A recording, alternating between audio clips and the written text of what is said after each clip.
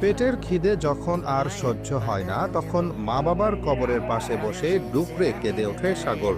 তার কান্নায় মিশে থাকে তীব্র যন্ত্রণা আর গভীর একাকিত্ব।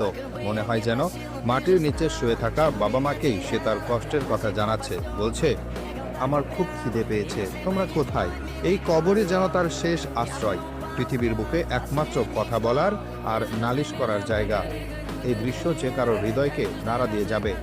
পাবনা জেলার ঈশ্বরদী উপজেলার কদমতলা গ্রামের ২৮ বছর বয়সী এক তরুণের নাম সাগর।